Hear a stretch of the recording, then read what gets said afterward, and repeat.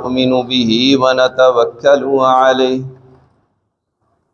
ونعوذ بالله من شرور أنفسنا ومن سيئات أعمالنا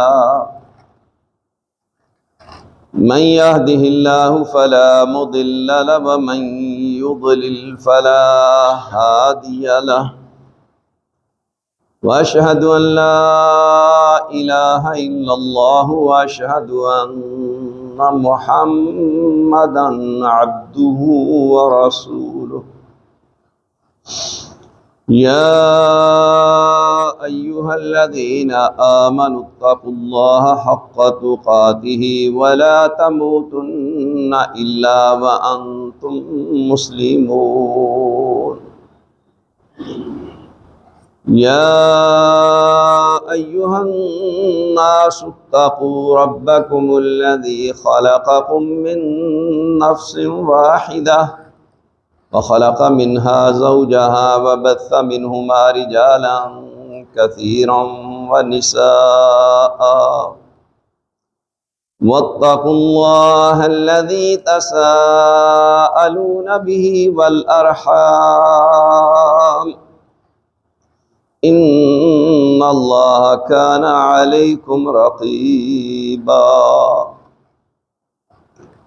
يا أيها الذين آمنوا اتقوا الله وقولوا قولا سديدا يصلح لكم أعمالكم ويغفر لكم ذنوبكم ومن يطع الله ورسوله فقد فاز فوزا عظيما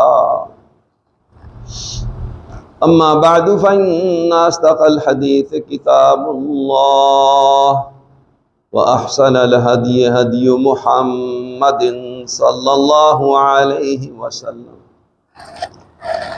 وشر الأمور محدثاتها وكل محدثة بدعة وكل بدعة ضلالة وكل ضلالة في النار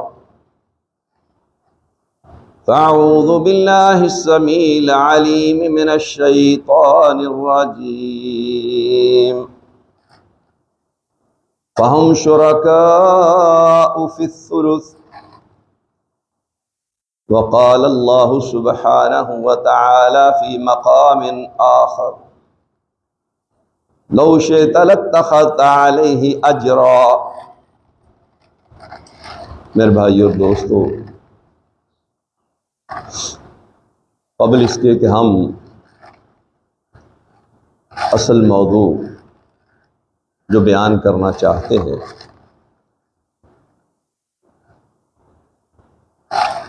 اس کی تفصیلات اور اس کی حقیقت سے پہلے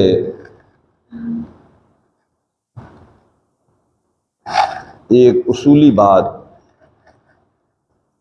وہ سمجھانا چاہیں۔ عدی بن حاتم رضی اللہ تعالیٰ عنہ کے متعلق آپ کو معلوم ہے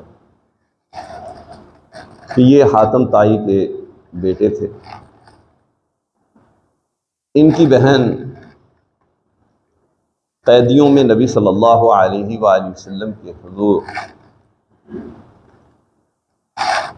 مدینہ میں پیش کی گئی۔ آپ علیہ السلام کو جب اس بات کا علم ہوا تو آپ نے اس کا اکرام کیا، کیونکہ حاتم طائی کی سخاوت ضرب المثل ہے۔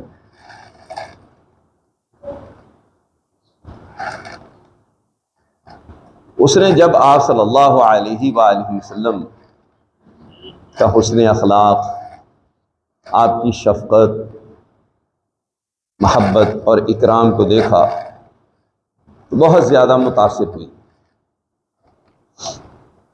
حاتم طائی کے بیٹے عدی بن حاتم یہ بھاگ کر کے شام چلے گئے تھے۔ بہن نے ان کے ساتھ رہائی پانے کے بعد جا کر کے ملاقات کی اور سمجھایا کہ جیسا تم نبی صلی اللہ علیہ وسلم کے بارے میں خیال کرتے ہو وہ ایسے نہیں ہے، لہذا تم جا کر کے ملاقات کرو۔ تو نبی صلی اللہ علیہ وآلہ وسلم کی خدمت میں حاضر ہوئے، ملاقات کی۔ ملاقات کے دوران آپ علیہ الصلوۃ والسلام نے عدی سے کہا کہ تم اپنے علماء اور درویشوں کو رب مانتے ہو۔ انہوں نے اس بات کا انکار کیا اور کہا کہ ایسا بالکل نہیں ہے، ہم ان کو رب نہیں مانتے۔ نبی صلی اللہ علیہ وآلہ وسلم نے فرمایا یہ بتاؤ کہ تم اپنے علماء اور درویش ان کی حلال کردہ چیزوں کو حلال سمجھتے ہو، حرام کردہ چیزوں کو حرام سمجھتے ہو؟ انہوں نے اس بات کا اقرار اور اعتراف کیا اور کہا کہ ایسا تو ہم کرتے ہیں۔ تو آپ صلی اللہ علیہ وآلہ وسلم نے فرمایا یہی ان کو رب بنانا ہے۔ پھر قرآن مجید کی آیت تلاوت کی، اتخذوا احبارهم ورهبانهم اربابا من دون اللہ۔ یہود و نصارہ نے اپنے بڑے بڑے علامہ، فہامہ اور درویش، گدی نشین، ان کو اللہ کے علاوہ رب بنا لی۔ تو بات یہ سمجھائی کہ اللہ تبارک و تعالی کے علاوہ کسی کو حلال اور حرام کا اختیار نہیں۔ اگر کوئی شخص ایسا سمجھتا ہے، یہ عقیدہ اور نظریہ رکھتا ہے کہ اللہ کے علاوہ بھی کوئی حلال اور حرام کر سکتا ہے، یا اس کے حلال اور حرام کیے ہوئے کو جو کہ کتاب و سنت کے صریحاً خلاف ہو سمجھتا ہے، مانتا ہے، تسلیم کرتا ہے، تو گویا کہ وہ اپنے علماء کو، درویشوں کو، پیروں کو، گدی نشینوں کو رب بنائے ہوئے۔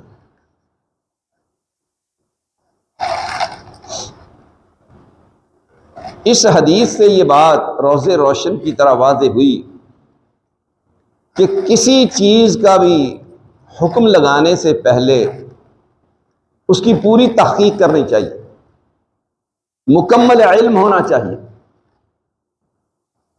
کسی شخصیت کی پیروی اور ان کی تقلید کی وجہ سے کسی چیز کو حرام اور حلال سمجھنا یا قرار دے دینا، یا اس کو دین سمجھ کر کے بیان کرنا،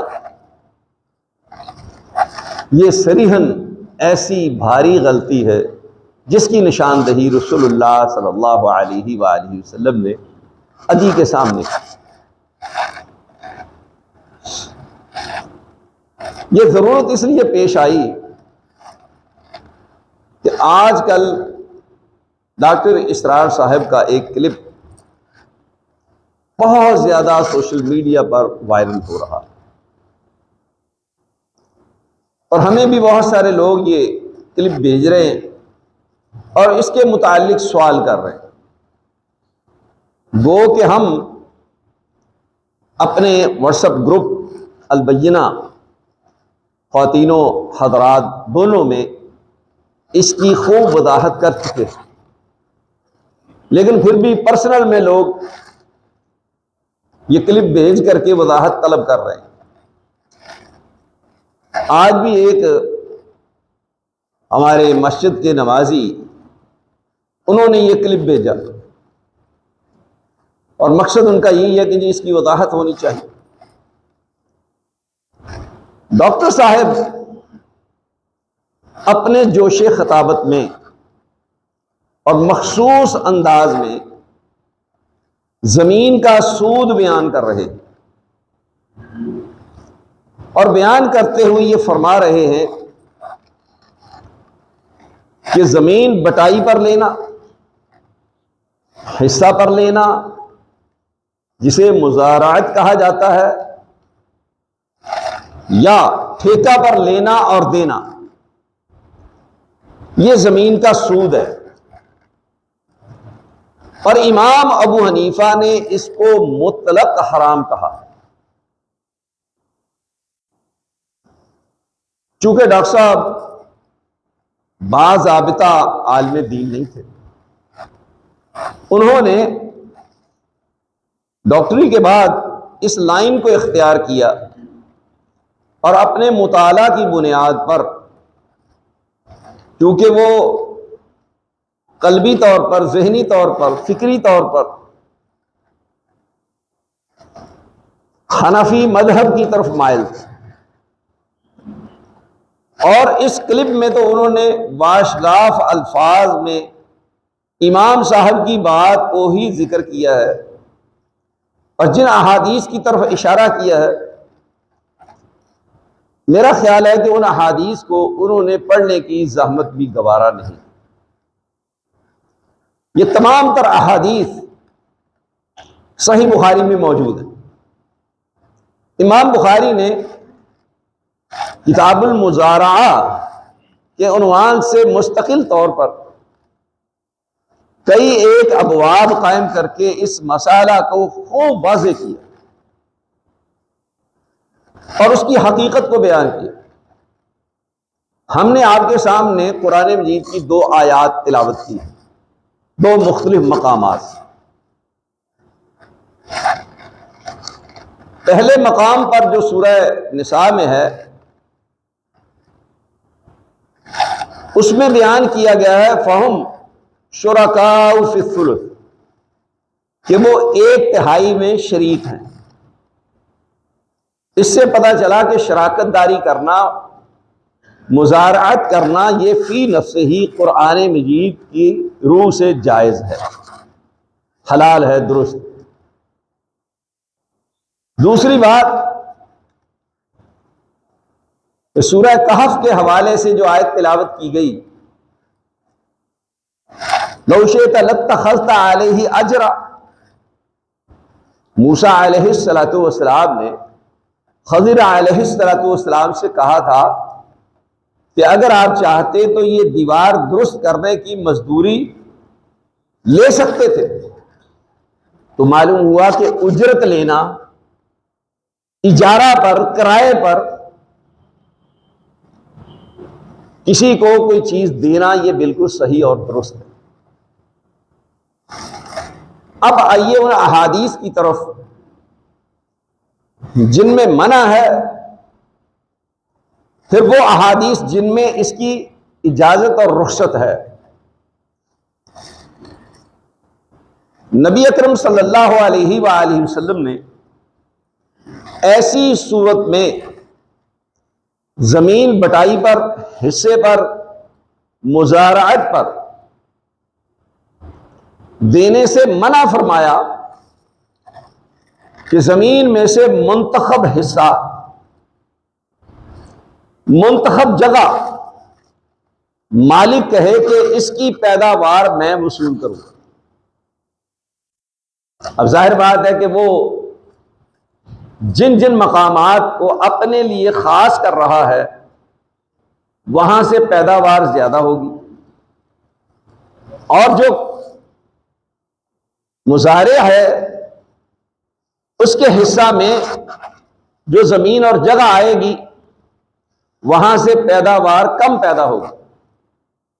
ایسی صورت میں نبی اکرم صلی اللہ علیہ وآلہ وسلم نے زمین حصہ پر دینے سے، بٹائی پر دینے سے منع فرما دیا۔ عمر کہتے ہیں کہ میں نے طاؤس، جو کہ صحابہ کے شاگرد ہیں، ابن عباس کے بھی شاگرد ہیں، دیگر صحابہ کے، انہوں نے ان سے کہا کہ آپ زمین بٹائی پر بھی دیتے ہیں اور ٹھیکے پر بھی دیتے ہیں، جبکہ اس کے منع کی احادیث ہیں۔ تو طاؤس رحمہ اللہ فرمانے لگے کہ میں نے جو سب سے بڑے عالم دین ہیں، صحابہ میں سب سے زیادہ جو علم رکھنے والے ہیں، عبداللہ بن عباس رضی اللہ تعالی عنہ، میں نے ان سے یہ مسئلہ دریافت کیا۔ انہوں نے بیان کیا کہ زمین بٹائی پر دینا، ٹھیکہ پر دینا بالکل صحیح، جائز اور درست ہے۔ رافع بن خدیج رضی اللہ تعالی عنہ کی روایت صحیح بخاری میں ہے کہ وہ کہتے ہیں کہ زمین بٹائی پر نہیں دی جا سکتی۔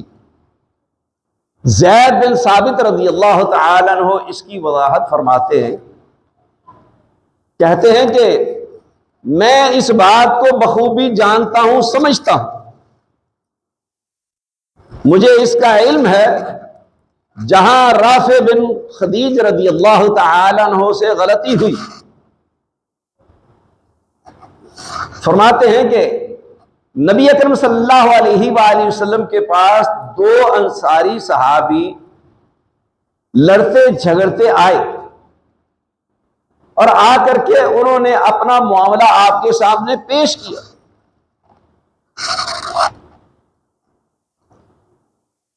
جب انہوں نے اپنا معاملہ پیش کیا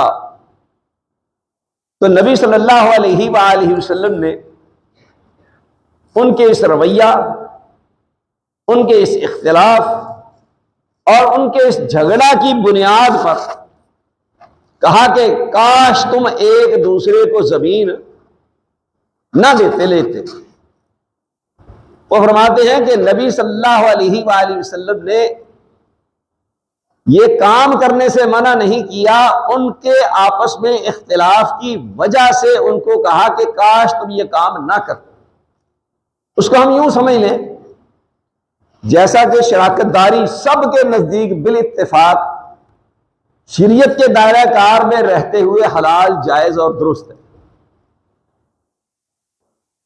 لیکن دو آدمیوں کا اختلاف ہو جائے، وہ قاضی کے پاس جائیں یا کسی عالم دین کے پاس جا کر کے اپنا اختلاف بیان کریں، تو ان کے اندر جو اختلاف پیدا ہوا اور جو ان کی سچویشن ہوئی ہے، وہ قاضی ان سے کہے کہ بھائی آپ کو یہ کام نہیں کرنا چاہیے تھا، یعنی آپ اس معاملے کو چلا نہیں سکے، نبھا نہیں سکے، سمجھ نہیں سکے، اچھے طریقے سے معاملے کو حل نہیں کر سکے، تو لہذا آپ کو یہ کام نہیں کرنا چاہیے۔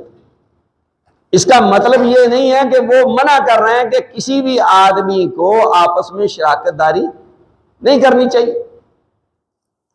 اب دیکھیں کہ نبی صلی اللہ علیہ وآلہ وسلم نے بذات خود زمین بٹائی پر دی، اور یہ بات ساری دنیا کو معلوم ہے، ایسی واضح روشن دلیل بخاری میں امام بخاری نے باب قائم کی، دیگر کتب احادیث میں بھی یہ روایت موجود ہے، کتب تواریخ اس سے بھری پڑی ہیں کہ جب خیبر فتح ہوا تو خیبر کی تمام زمینیں مسلمانوں کے قبضے میں آ گئی۔ نبی صلی اللہ علیہ وآلہ وسلم نے اپنا حصہ خمس رکھ لیا اور باقی زمین صحابہ میں تقسیم کر دی۔ خیبر کے یہودیوں نے کہا کہ اللہ کے رسول صلی اللہ علیہ وسلم آپ یہ زمین ہمیں بٹائی پر دے دیں۔ ان میں باغات بھی تھے اور زمینیں بھی تھیں، محنت ہم کریں گے، کاشتکاری ہم کریں گے، اور آپ کو اس کا نصف ادا کریں گے۔ آپ صلی اللہ علیہ وآلہ وسلم نے اس بات پر ان کے ساتھ اتفاق کیا اور یہ معاہدہ ہو گیا، اور نبی صلی اللہ علیہ وآلہ وسلم جو کچھ حصہ وصول کرتے تھے ان میں سے 100 وسق، جن میں سے 80 وسق کھجوریں اور 20 وسق جو ازواج مطہرات کے لیے خاص کر دی، جس سے ان کا سال بھر کا خرچہ چلتا تھا۔ ایک وسق میں 60 صاع ہوتے ہیں اور ایک صاع میں 2.25 سیر ہوتے ہیں۔ اتنی مقدار میں یہ ازواج مطہرات کو اناج اور غلہ ملتا تھا۔ چونکہ کھجور کا استعمال زیادہ تھا، اس لیے کھجور آپ صلی اللہ علیہ وسلم ان کو زیادہ دیتے تھے، اور جو کا روٹی کھانے کا رواج کم تھا ان کے ہاں، اس لیے اس کی مقدار کم تھی۔ پھر نبی صلی اللہ علیہ وآلہ وسلم کے دیگر صحابہ کرام رضوان اللہ علیہم اجمعین سے جو روایات مروی ہیں صحیح بخاری میں ہی، امام بخاری نے ان کو ذکر کیا ہے کہ زمین ٹھیکے پر دینا بالکل صحیح، جائز اور درست ہے، اس میں کسی قسم کا کوئی اختلاف نہیں پایا جاتا۔ جو اختلاف کی وجہ اور سبب تھی وہ ہم نے بیان کر دی۔ اب آپ دیکھیے کہ اللہ کے رسول صلی اللہ علیہ وآلہ وسلم سے جن احادیث میں منع آئی ہے اس کا سبب بیان ہو گیا، اس کی علت بیان ہو گئی، کس بنا پر آپ صلی اللہ علیہ وآلہ وسلم نے بٹائی پر زمین دینے سے منع کی، اور جو کرائے پر یا ٹھیکے پر دینے لینے کا معاملہ ہے تو وہ بھی صحیح بخاری میں واضح طور پر احادیث موجود ہے۔ امام بخاری نے کئی ایک صحابہ کرام رضوان اللہ علیہم اجمعین کے نام گنوائے، اس کے ساتھ ساتھ تابعین کے نام ذکر کیے، بطور خاص عمر بن عبد العزیز رحمہ اللہ، جن کو 5واں خلیفہ راشد کہا جاتا ہے، ان کا بھی نام ذکر کیا گیا ہے کہ یہ سب لوگ زمین بٹائی پر دینے، حصے پر دینے اور ٹھیکے پر دینے کے قائل اور فاعل تھے۔ امام ابو حنیفہ کے متعلق بذات خود حنفی علماء نے یہ بات ذکر کی ہے، وہ لکھتے ہیں کہ امام صاحب اس کو صحیح نہیں سمجھتے، بٹائی پر زمین دینے کو وہ درست قرار نہیں دیتے، حرام سمجھتے ہیں۔ لیکن رد المختار کے مصنف اور مؤلف نے یہ بات ذکر کی ہے، اسی طرح سے بدائع الصنائع کہ مصنف اور مؤلف جس کو ملک العلماء کا خطاب دیا گیا کہ علماء کا بادشاہ، علامہ کاسانی، یہ دونوں حضرات اپنی کتاب میں اس کی وضاحت کرتے ہوئے فرماتے ہیں کہ امام صاحب نے تو اس کو صحیح قرار نہیں دیا، لیکن امام صاحب کے 2 شاگرد قاضی ابو یوسف اور امام محمد وہ کہتے ہیں کہ زمین مزارعت پر، کاشتکاری پر، حصے پر، بٹائی پر دی جا سکتی ہے۔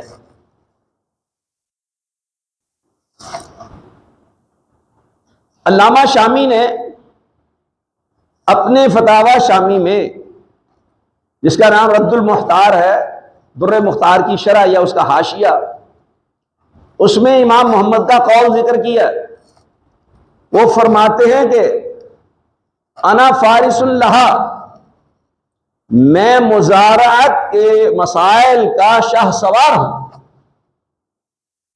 اور انہوں نے امام ابو حنیفہ کے قول کی توجیہ بیان کی ہے اور بڑی لمبی تفصیل بیان کی ہے۔ اس میں یہ بھی انہوں نے بات ذکر کی ہے جو ہم نے نبی صلی اللہ علیہ وسلم کی احادیث کی روشنی میں وضاحت کی۔ وہ خوب وضاحت کرنے کے بعد اس بات کے قائل ہیں کہ زمین بٹائی پر دی جا سکتی ہے۔ اب آپ بتائیں کہ جب حنفی مذہب کا یہ اصول، قاعدہ اور ضابطہ ہے کہ جب شیخین ایک طرف ہو تو پھر جو ہے شیخین کی بات مانی جائے گی، یعنی امام حنیفہ اور قاضی ابو یوسف، اور جب صاحبین ایک طرف ہوں تو پھر ان کی بات مانی جائے گی قاضی ابو یوسف اور امام محمد. تو یہ صاحبین کہتے ہیں کہ زمین ٹھیکے پر یا بٹائی پر دی جا سکتی ہے، اور وہ خود فرماتے ہیں کہ میں اس مسئلہ کا شاہ سوار ہوں. اس کو ڈسکس کرنے کے بعد، تفصیل کے ساتھ لکھنے کے بعد یہی فیصلہ دیتے ہیں کہ زمین کاشتکاری کے لیے دی جا سکتی ہے، لی جا سکتی ہے، مزارعت ہو سکتی ہے. دیگر کئی ایک معاملات میں وہ فرماتے ہیں کہ ان امور میں میں پیدل ہوں. بطور خاص حنفی علماء نے بھی یہ بات لکھی ہے کہ قضایا فیصلوں کے باب میں جو قاضی فیصلے کرتے ہیں، اس میں اعتبار قاضی ابو یوسف کا کیا جائے گا، امام محمد کا نہیں کیا جائے گا. تو حنفی مذہب میں کاشتکاری کے لیے زمین دینا اور ٹھیکے پر دینا یہ بالکل جائز اور درست ہے. ڈاکٹر اسرار صاحب نے صرف امام ابو حنیفہ کے قول کو پڑھا، سمجھا، اور باقی دیگر دلائل جو ہیں ان کی طرف انہوں نے توجہ ہی نہیں کی، اور اتنی شد و مد کے ساتھ اس کو حرام قرار دے رہے ہیں، زمین کا سود قرار دے رہے ہیں. ان کی زندگی میں تو شاید یہ کلپ اتنا وائرل نہیں ہوا جتنا اب وائرل ہو رہا ہے. ہر دوسرا تیسرا آدمی پریشان ہے. چند دن پہلے دو ساتھی، ایک کی زمین تھی، ایک نے ان سے حصے پر لی ہوئی ہے، وہ آگے اچانک بڑے پریشان. پوچھا کیا بات ہے؟ انہوں نے کہا جی ڈاکٹر اسرار صاحب کا یہ کلپ ہمارے سامنے آیا ہے جس کی وجہ سے ہم پریشان ہیں، اور یہ صورتحال آپ کے ساتھ.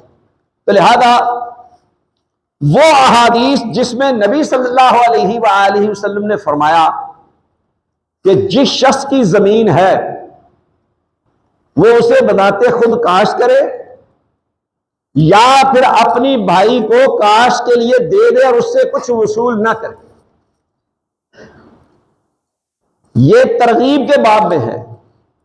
رغبت دلائی ہے کہ اگر اس کے دیگر وسائل موجود ہیں، دیگر ذرائع سے اس کو آمدنی حاصل ہو رہی ہے، اور اس کو اس کی ضرورت نہیں ہے زمین کہ وہ کاشت کرے، نہ اس کے پاس وقت ہے، دیگر کاروباری معاملات میں وہ مصروف اور مشغول ہے، تو اسے چاہیے کہ وہ اپنے بھائی کو یہ زمین دے دے کاشت کے لیے اور اس سے کچھ وصول نہ کرے. اس کا مطلب یہ نہیں ہے کہ یہ لینا، حصہ لینا یا ٹھیکہ لینا حرام ہے. یہ تو آپ صلی اللہ علیہ وآلہ وسلم نے ترغیب دی ہے. اس کو آپ یوں بھی سمجھیں کہ آپ علیہ الصلوۃ والسلام نے فرمایا کہ جو شخص کسی کو زمین کاشتکاری کے لیے دیتا ہے یا ٹھیکہ پر دیتا ہے، تو اس آدمی کو اگر نقصان ہو جاتا ہے تو اس کو چاہیے کہ اس کے ساتھ تعاون کرے، یعنی ٹھیکے میں کمی کر دے، یا جو بٹائی میں اس کو حصہ آنا تھا تو وہ حصہ اپنا چھوڑ دے، اور زمین اسے پھر ایک سال کے لیے نہ دے بلکہ زیادہ سالوں کے لیے اسے زمین دے دے تاکہ اس کے جو نقصانات ہیں وہ پورے ہو جائیں. اب اس میں آپ صلی اللہ علیہ وآلہ وسلم نے رہنمائی فرمائی ہے، ترغیب دی ہے کہ کس طریقے سے دنیا کا نظام چلانے کے لیے آپ نے ایک دوسرے کے ممد و معاون ہونا ہے، اور ہر شخص کے دل میں ایک دوسرے کی محبت، اس کی خیر خواہی، جانثاری، ایثار اور ہمدردی کا جذبہ ہونا چاہیے. یہ تعلیمات الگ سے دی ہے، ان احادیث سے یہ بات ثابت نہیں ہوتی. قانون یہی ہے جو ہم بیان کر چکے، لیکن یہ ایک دوسرے کے ساتھ تعاون کا سلسلہ کہ دنیا میں رہتے ہوئے کوئی بھائی چارہ بھی ہونا چاہیے. جیسا کہ آپ صلی اللہ علیہ وآلہ وسلم نے بھائی چارہ قائم کیا مہاجرین اور انصار کے درمیان، وہ سب کچھ ایک دوسرے کے لیے قربان کرنے کے لیے تیار تھے، لیکن نبی صلی اللہ علیہ وآلہ وسلم کی تعلیمات کس قدر آفاقی، عالمگیر، جاندار اور شاندار ہیں کہ جب خیبر کی زمینیں انصاریوں کو ملی تو انہوں نے نبی صلی اللہ علیہ وآلہ وسلم سے کہا کہ اللہ کے رسول صلی اللہ علیہ وسلم، ہم اپنی یہ زمینیں مہاجرین کو دینے کے لیے تیار ہیں، ہم اپنے حق سے دستبردار ہوتے، یہ سب آپ مہاجرین کو دے دیں کہ ہمارے پاس تو زمینیں موجود ہیں، ہم تو کاشتکاری کرتے ہیں، مہاجرین کے پاس زمینیں موجود نہیں ہیں، اور اگر ان کے پاس تھیں تو وہ تو ہجرت کر کے مدینہ آ گئے اور اپنا سب کچھ قربان کر کے اللہ کی خاطر مدینہ میں آ کر کے آباد ہو گئے، لہذا آپ ان کو دے دیں۔ تو آپ صلی اللہ علیہ وآلہ وسلم نے اس بات کی تائید رہی، فرمایا کہ جو ان کا حصہ ہے ان کو ملے گا، جو تمہارا حصہ ہے تم اپنے پاس رکھو۔ ایسے ہی عمر رضی اللہ تعالی عنہ نے خیبر کی زمین میں سے جو حصہ ملا، کہا کہ میں چاہتا ہوں کہ یہ میں غرباء میں زمین تقسیم کر دوں۔ آپ صلی اللہ علیہ وآلہ وسلم نے انہیں ایسا کرنے سے منع کیا کہ زمین تقسیم نہ کرو، بلکہ اس زمین کو وقف کر دو کہ اس میں سے جو پیداوار ہوگی، جو آمدن آئے گی، وہ غریب رشتہ دار ضرورت مندوں میں تقسیم کرتے رہو۔ مقصد یہ تھا کہ زمینیں جب تقسیم ہو جائیں گی، لوگ اس کے وارث ہو جائیں گے، وہ لوگوں کا ورثہ بن جائے گا، وہ آگے آگے دیگر لوگ اس سے مستفید نہیں ہو سکیں۔ اگر یہ زمین کی آمدن وقف ہو جائے گی تو اس سے تمام مسلمان جو غرباء ہیں، فقراء ہیں، مساکین ہیں، محتاج ہیں، ضرورت مند ہیں، وہ مستفید ہوتے رہیں گے۔ تو یہ آپ صلی اللہ علیہ وآلہ وسلم کی آفاقی اور عالمگیر تعلیمات آپ دیکھیں، قرآن مجید پڑھیں، لن تنالوا البر حتى تنفقوا مما تحبون۔ جب یہ آیت مبارکہ نازل ہوئی کہ تم ہرگز نیکی کو نہیں پہنچ سکتے یہاں تک کہ جو چیز تمہیں محبوب ہے وہ تم اللہ کے راستے میں خرچ کرو۔ ابو طلحہ انصاری رضی اللہ تعالی عنہ نبی اکرم صلی اللہ علیہ وآلہ وسلم کی خدمت میں حاضر ہوئے اور کہا کہ اللہ کے رسول صلی اللہ علیہ وسلم، یہ میرا باغ بیرحا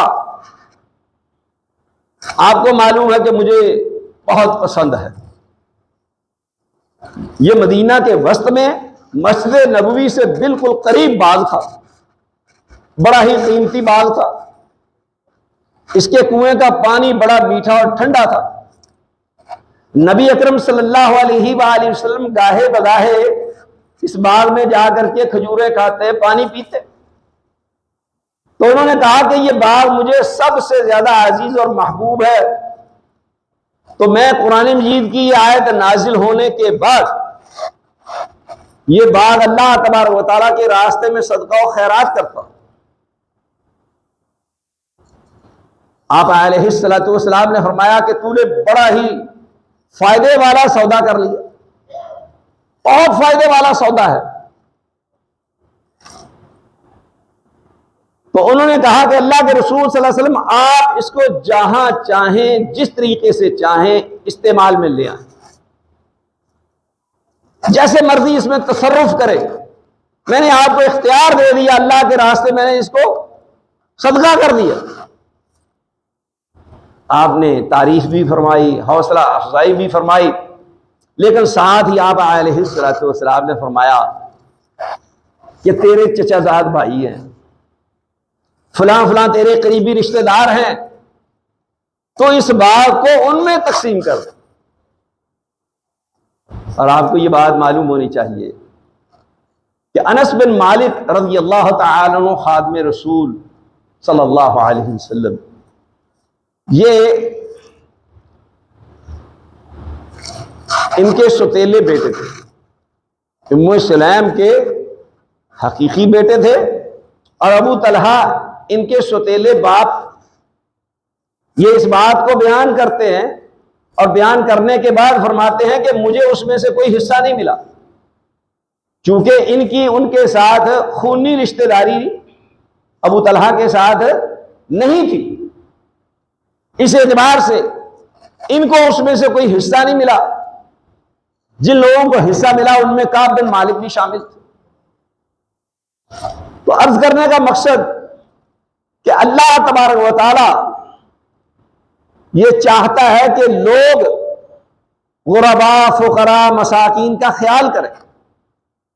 اور اس آیت مبارکہ میں جو بات کہی گئی لن تنالوا البر حتی تنفقوا مما تحبون، تم ہرگز نیکی کو نہیں پا سکتے. یہاں بر سے مراد بالاتفاق جنت ہے، کہ جنت کے حصول کے لیے لازم اور ضروری ہے کہ تم اپنی محبوب ترین چیز اللہ کے راستے میں خرچ کر دو.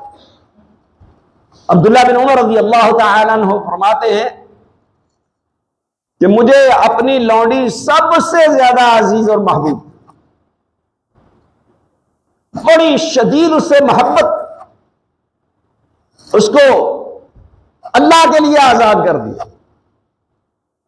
اور کبھی کبھی کہا کرتے تھے کہ اگر ہم دنیا کی کوئی چیز واپس لینا چاہتے، واپس لوٹانا چاہتے، تو یہ لونڈی تھی جو ہم نے اللہ کے لیے آزاد. مقصد ان کا یہ تھا کہ اتنی محبوب ترین لونڈی کو بھی ہم نے اللہ تبارک و تعالیٰ کی رضا کے لیے، جنت کے حصول کے لیے آزاد کر دی. تو اب ان دلائل کی روشنی میں یہ بات سمجھنی چاہیے کہ نبی اکرم صلی اللہ علیہ وآلہ وسلم نے فرمایا کہ جو شخص زمین رکھتا ہے تو وہ اگر خود کاشت نہیں کرتا، اسے ضرورت نہیں ہے، یا اس کی ضرورت سے زیادہ ہے، یا کاشتکاری کا اس کے پاس وقت نہیں ہے، وہ دیگر کاروباری معاملات میں مصروف اور مشغول ہے، اس سے اسے آمدن حاصل ہو رہی ہے، اس کا ذریعہ آمدن موجود ہے جس سے اس کی اچھی گزر بسر ہو رہی ہے، تو وہ یہ زمین اپنے بھائی کو دے دے، اس میں سے کچھ بھی اس سے وصول نہ کرے. وہ احسان کے باب میں ہے، وہ ترغیب کے باب میں ہے. یہ احادیث کا تعلق قانون سے نہیں ہے، قانون وہی ہے جو ہم نے تفصیل کے ساتھ بیان کر دی. تو لہذا کسی چیز کے حلال اور حرام کرنے کا حق صرف اور صرف کس کو ہے؟ وہ اللہ تبارک و تعالیٰ کو ہے.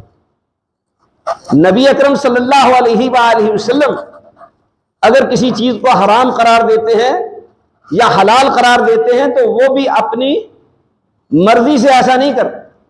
یہ غلط فہمی دور ہو جانی چاہیے. جیسا کہ قرآن نے بیان کیا وَيُحَرِّمُ عَلَيْهِمُ الْخَبَائِثَ، کہ وہ ان پر خبیث چیزوں کو حرام قرار دیتے. تو آپ صلی اللہ علیہ وآلہ وسلم جن چیزوں کو حرام قرار دیتے ہیں وہ اپنی مرضی سے نہیں دیتے. اس کی واضح اور بیان دلیل سورہ تحریم، جس کا نام ہی سورہ تحریم ہے، کہ کسی چیز کو اپنے اوپر حرام کر لینا.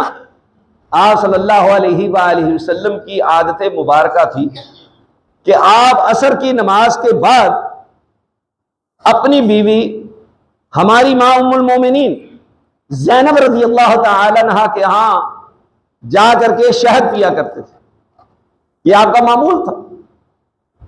آپ کی دیگر دو بیویاں ہماری مائیں ام المومنین ام عائشہ رضی اللہ تعالی عنہا اور ام المومنین حفصہ رضی اللہ تعالی عنہا، ان دونوں کو اس بات سے سوکن ہونے کے ناطے سے یہ چیز محسوس ہوئی، حسد پیدا ہوا. انہوں نے پلان کیا کہ ہم کوئی ایسا معاملہ کریں کہ نبی صلی اللہ علیہ وسلم زینب کے ہاں عصر کے بعد جانے سے رک جائیں، جا کے شہد نہ پئیں. پروگرام بنا لیا کہ بھئی آپ جب میرے پاس آئیں گے تو میں آپ سے کہوں گی کہ آپ کے منہ سے بو آ رہی ہے.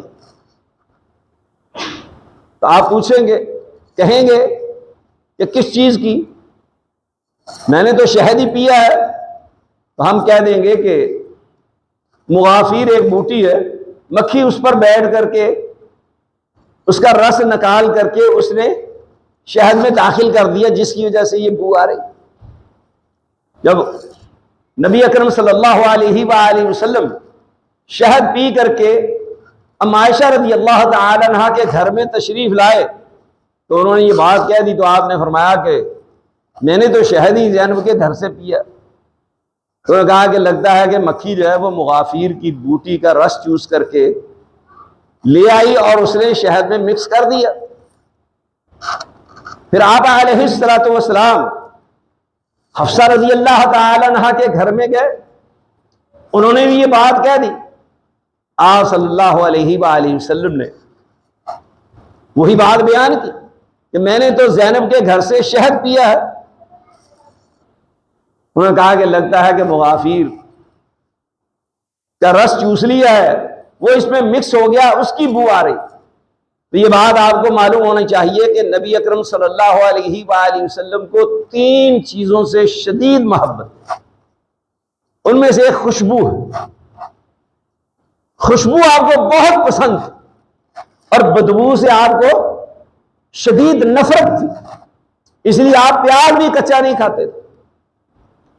تو لہذا جب ان دونوں ازواج مطہرات نے یہ بات کہی تو آپ صلی اللہ علیہ وآلہ وسلم نے قسم اٹھا لی کہ میں آج کے بعد شہد استعمال نہیں کروں گا. فوراً اللہ تبارک و تعالی نے سورہ تحریم نازل, یا ایھا النبی لم تحرم ما احل اللہ لک تبتغی مرضات ازواجک واللہ غفور رحیم, کہ اے نبی صلی اللہ علیہ وسلم آپ اس چیز کو اپنے اوپر کیوں حرام قرار دیتے ہیں جس کو اللہ تبارک و تعالی نے آپ کے لیے حلال قرار دیا. تبتغی مرضات ازواجک, کیا آپ اپنی بیویوں کو خوش کرنا چاہتے ہیں؟ اللہ تبارک و تعالی بہت زیادہ بخشنے والا مہربان ہے, اور یہ فطری بات ہے بیویوں کو خوش کرنا. قاضی محمد سلمان منصور پوری رحمہ اللہ نے رحمت للعالمین کتاب لکھی نبی صلی اللہ علیہ وسلم کی سیرت پر. جو شخص اسے پڑھ سکتا ہے, سمجھ سکتا ہے, وہ پڑھے اور سمجھے کہ کس محبت میں مستغرق ہو کر کے یہ کتاب لکھی گئی.